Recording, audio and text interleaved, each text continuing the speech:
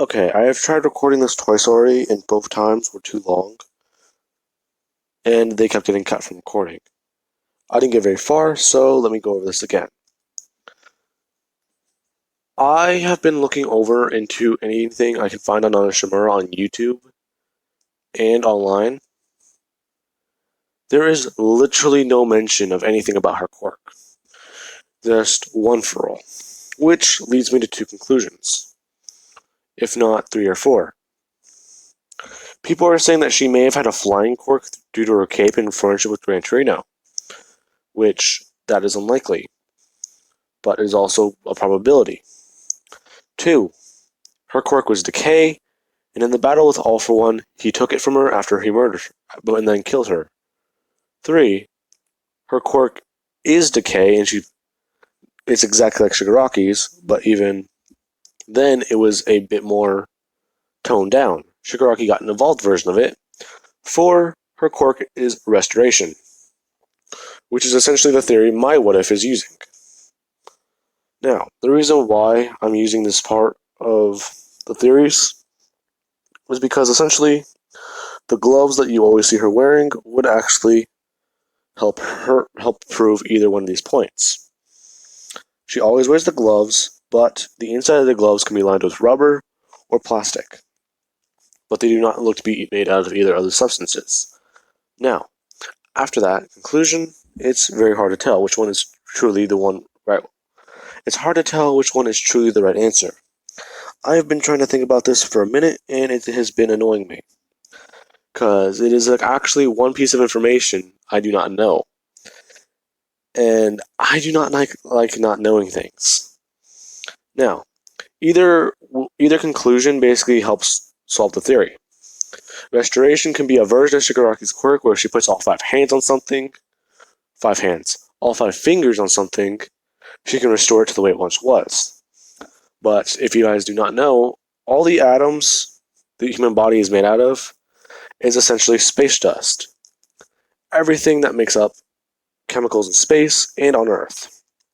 Now, due to that, essentially she may be able to turn people into dust, which is a version of decay. But also, she might be able to restore things to the way they originally were after training her quirk very well and trying to become a pro with it. But it might work a little bit more like Overhaul's quirk in the fact that she essentially has to think and try and... Well, she essentially has to think about it, but over time it may have just become common instinct for her body, leading to her just touching things and restoring them. And it would actually make sense because that would actually help prove and disprove similarities between her and Shigaraki's quirk, but also would help prove it. Another thing is, it is very hard to figure this out. It is a very hard thing to do. Okay, that went on for way too long. Now, let us get into the what if. That probably confused a lot of people. Now then, Deku, he is sitting in class and people are deciding what internships they want to go to, which is whenever Principal Nezu would call Deku up to the office. Now then, Deku would come up to the office and he's asking what's wrong and if this is about him fighting those 3 guys from 1A or 1B. Nezu would say no, it's quite the opposite in fact, as Merlin would introduce herself to Deku. Deku would see her and he'd be confused at who she is, and she would then introduce herself as a support hero for an agency. And as soon as she says the agency's name, Deku is immediately interested. She would say that she works with Sir Night-Eye, and that essentially she makes hero gear. And this is whenever Deku would ask if they're essentially offering him an internship with Sir Night-Eye, and she would say that they already did. In fact, she told Sir Night-Eye to offer it to him and that young girl with the giant hands quirk. In fact, she's been trying to keep tabs and notes on Deku because she also has a proposition for him. Essentially, his heat has friendly fire on it, but she can make him something that can actually help him better with that. she can create 2 items for him. Deku would say pass, but he will accept their internship. This is whenever Deku, he would be stopped by Merlin, and she would simply say that essentially these items, they can help you become stronger. If not, they can help you harness that full power of yours. Which is whenever Deku would actually stop. He's turning around asking her what she means. She would simply state that you always seem to go to one place in particular. You go to that cave in the forest every single day right before noon. During the sports festival, you essentially turn into that giant monster or that giant beast whenever that boy was literally pushing you to the edge of the rink. And if he had not done that, if you had not stopped him right in his tracks then and there, not only would you may have died, but he would have destroyed the entire arena. So, I have a question. Would you like to harness the full power of that form? Now, Deku would say yes, as this is actually interesting to him. A way to help drive his body stronger and more powerful. Now, Deku would tell her and explain his quirk, how it's essentially a mix of his mother and his father's, which would intrigue her, because she's never heard of a quirk like this. Essentially, Deku stockpiles power like an enhancement quirk, but he's also able to manipulate it and use it as fire, which is actually not a very... Actually, that's not a very... That's actually a plausible quirk. It's not that weird. Anyways, this is whenever Deku, he would be told by Merlin that she has all the information she needs. But she needs to know one more thing. What about that other girl with him that she's training at the gym? Deku would say that was her. So she was the one following them, trying to keep notes on them. She'd be more interested, saying how he knows this. Deku would just say, by essentially turning off or keeping his heat on to the absolute lowest and spreading it throughout an entire room, he can use it like a sonar. He can basically see people's body heat and feel them around him. Now, that actually somewhat intrigues her, but she doesn't really care, saying that yes, it was her, and she's been trying to keep tabs on him ever since she heard about the USJ, which Tsunade saw as everyone was going to be murdered there. Now, essentially, Deku is a flaw, or a version of the system. Basically, Deku is an anomaly. Now, this is whenever she would explain that whenever All Might first got injured, he saw something wrong. He saw that All Might would be attacked at the USJ, injured further, and actually die at the hands of All for One in a battle sometime in the future. But with his presence, he essentially disrupted what he saw, which is very confusing because he has a 90% predictability rate. And falling in the 10% ratio is never happened. Now, Deku would immediately say that he guessed that he's just that strong then, as he would walk out and he would walk into 1A again. Everyone's talking with Deku, and Deku's saying that he has an offer that he can't refuse, as he would walk up to Kendo saying that she should accept it also. Now then, Deku, I'm going to change one thing, and one thing only. This is him at a minimum sunshine, and this is him without his quirk on. But he's just more lean and stronger. So he's an No, actually, let's not change that. Yeah, let's actually... No, never mind. I was going to say, no, this is still his base form. Now then. Deku and Kendo would walk into Sir Night-Eye's agency, and Deku would immediately see them. Merlin is talking, and this is whenever she would immediately talk to Deku, and they would actually meet Mei Hatsume, who's actually in the support course. Essentially, Mei has actually been mentoring, or been, not mentoring, has been mentored by Merlin. Because of her drive to always create more things, which Merlin would have actually understood. Now then, Merlin is talking with Deku, and they're talking about different things. She's talking about making a suit of armor for Deku, which will actually have some modifications from just a regular suit of armor. It's going to be fireproof. The material underneath is going to be able to be flexible and all this. But also it is going to be a certain metal. Essentially a quirk. Okay.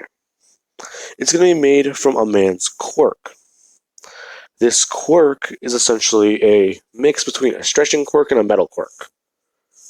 So the material will be highly durable and flexible, but to treat it, we are going to need some things. Deku is going to have to forge the armor himself using his own quirk and body heat, along with some blood and some high-tech things to actually help it essentially treat his quirk properly, or be treated toward his quirk. Because she's developed a method of teachings that essentially revolutionize quirk technology. It is seen as medieval magic, what some people call it, but it's really just high-tech science. Now, Deku would be doing this, and he would be told that he has to give up some blood. Now, Deku would be giving up blood, and he would give up about, let's see, I believe the human body has, no, that's not right. I believe it has 2 gallons of blood. If not, yeah, no, that's, my brain is messed up. I feel like someone sucker punched me. Anyways, I'll figure that out in a minute. But Deku is going to have to be using this high-tech method, and that is what he's going to be doing for the next 2 weeks. Along with making an outer exoskeleton armor, and having something else with his quirk. Which is whenever he was told that they are going to have to use a gold titanium alloy, because titanium is essentially has the highest melting point, which they also need a lot of blood for. So during these 2 weeks, Deku would be drained of blood as Kendo was being trained by Sir Night-Eye. And during this training, she would actually be pushing herself, and during one day, she would actually learn that not only can she increase the size of her arms, but also the size of her hands. Well, not the size of her hands, but the length of her arm. The length of her hands.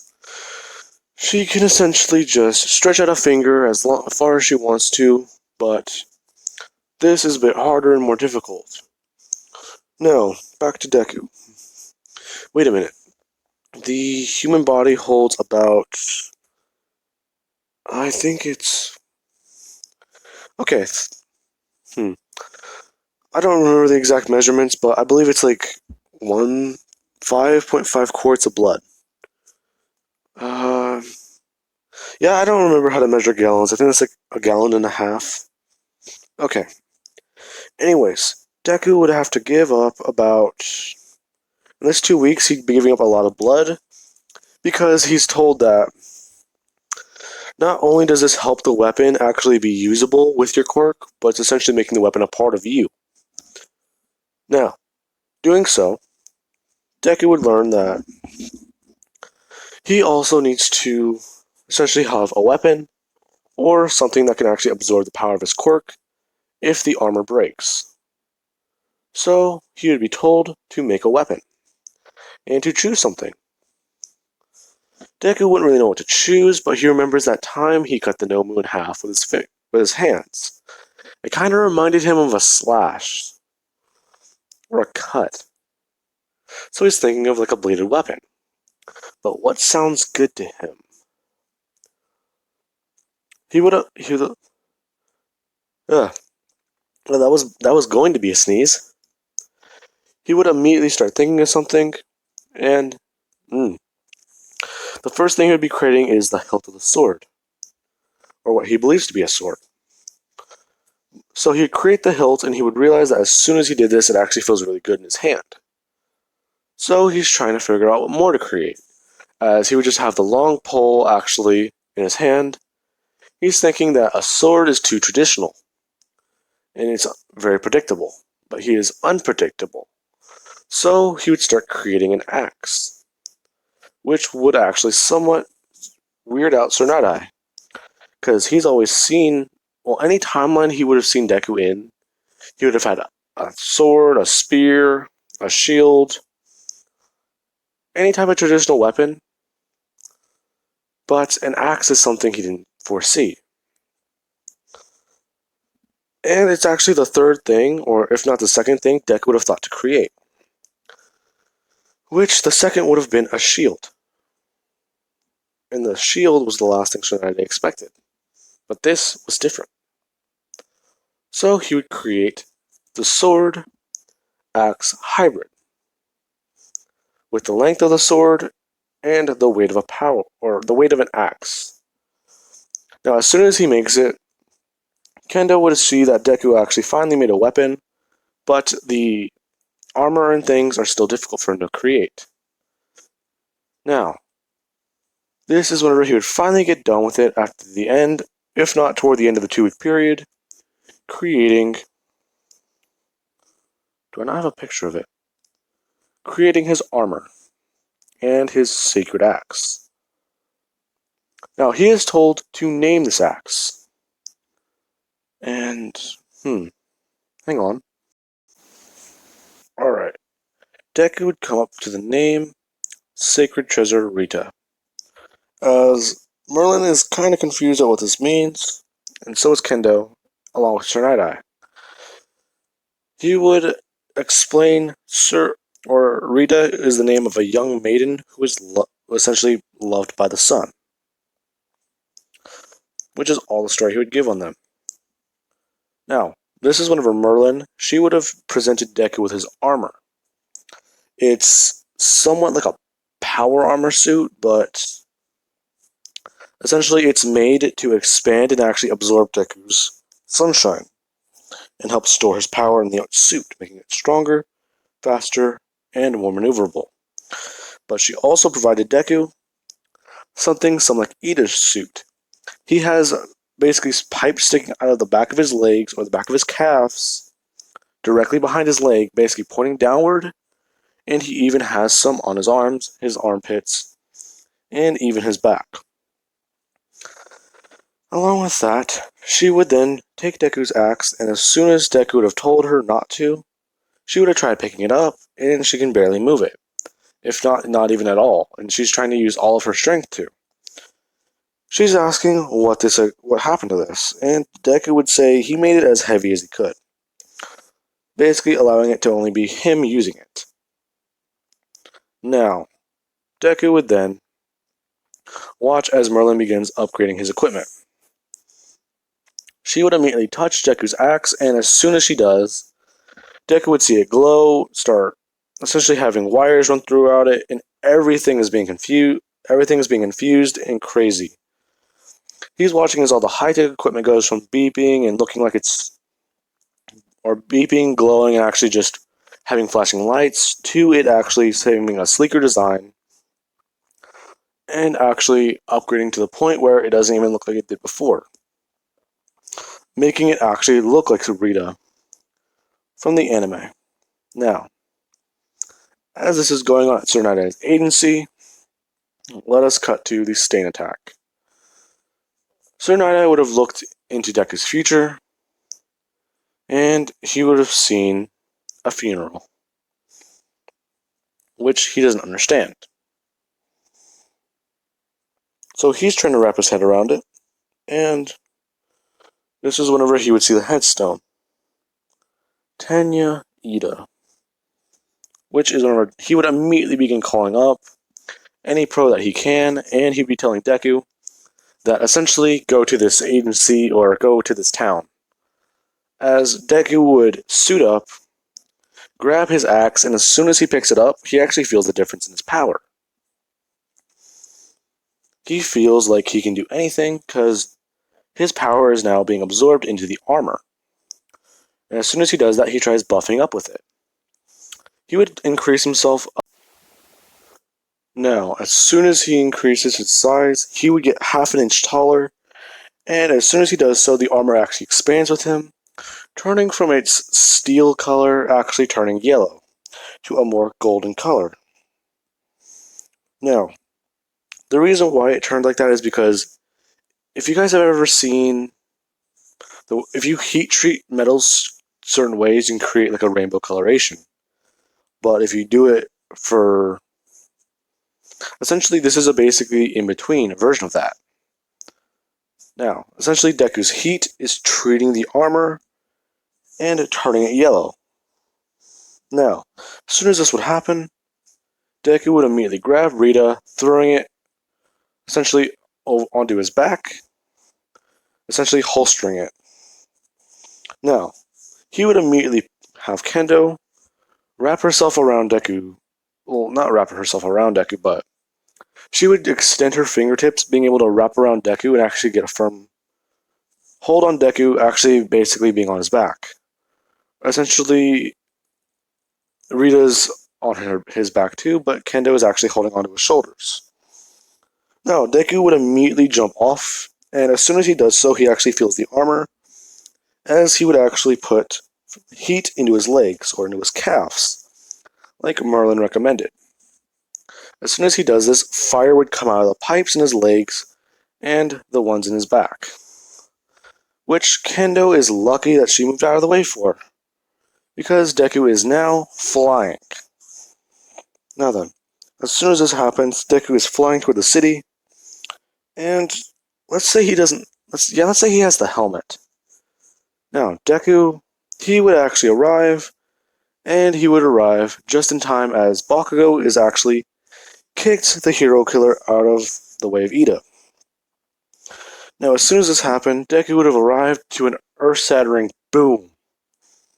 And they would see and turn around as there's a giant man in armor, as Kendo would have gotten off his back,